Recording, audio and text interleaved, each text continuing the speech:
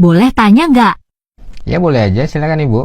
Kemarin saya diminta mengundurkan diri sama perusahaan. Saya disodorkan surat resign untuk ditandatangani. Saya bingung, ditandatangani apa enggak ya? Apakah saya dapat uang pesangon? Gimana ya Pak?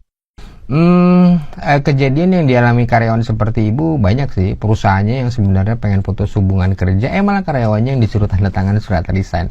Tapi gini deh, pertama yang namanya resign, mengundurkan diri sebagai karyawan itu hak ya Bu ya, bukan kewajiban. Kalau Ibu tanda tangan surat resignnya, nanti Ibu dianggap mengundurkan diri ya. Kalau resign nggak dapat uang pesangon dan uang penghargaan masa kerja Bu ya, Ibu cuma dapat uang pisah yang biasanya itu nilainya nggak sebesar uang pesangon, apalagi kalau masa kerjanya udah lama.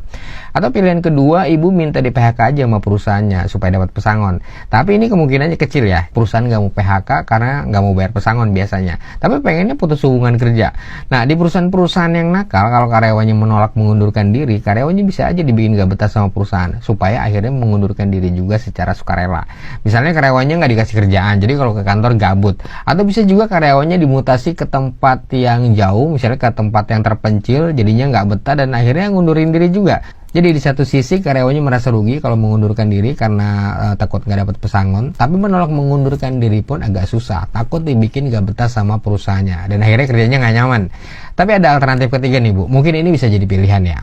Karyawan yang mengundurkan diri itu kan berhak dapat uang pisah Bu ya, sesuai undang-undang, tapi nilainya paling cuma 1 atau 2 bulan gaji. Sedangkan kalau PHK, pesangonnya bisa puluhan gaji, tergantung dari masa kerjanya. Nah, buat jalan tengahnya, Ibu sebagai karyawan bisa aja negosiasi ke perusahaan. Misalnya sebagai karyawan Ibu bersedia mengundurkan diri, tapi dikasih uang pisah dengan nilai yang layak dong. Nggak sekecil uang pisah pada umumnya lah ya, tapi nggak sebesar uang pesangonnya juga. Misalnya kalau di PHK, pesangonnya 15 bulan gaji. Sedangkan kalau resign, uang pisahnya cuma katakanlah 2 bulan gaji. Nah, Ibu bisa nego deh tuh ke perusahaan, bersedia mengundurkan diri tapi uang pisahnya yang layak, nggak cuma 2 bulan gaji. Misalnya 10 bulan gaji boleh deh, atau paling nggak setengahnya lah dari pesangon, 7 bulan gaji. Kalau udah sepakat, tinggal ditulis saja di surat kesepakatan bersamanya untuk menyepakati besarnya uang pisah. Tapi kalau Ibu udah ngalah dan perusahaannya tetap nggak mau bayar lebih, ya emang udah saatnya kali Ibu dilaporin ke Disnaker. Oh gitu ya Pak, ada contohnya nggak surat kesepakatan bersamanya? Oh itu nanti biar perusahaannya aja Bu yang bikin. Ibu tinggal duduk manis, tanda tangan kesepakatan bersama uang pisahnya.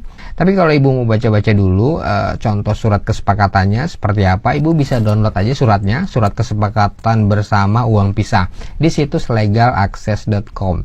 Di sana udah ada contohnya, Ibu tinggal download aja bebas. Oke deh Pak Dadang, makasih ya. Sama-sama Ibu.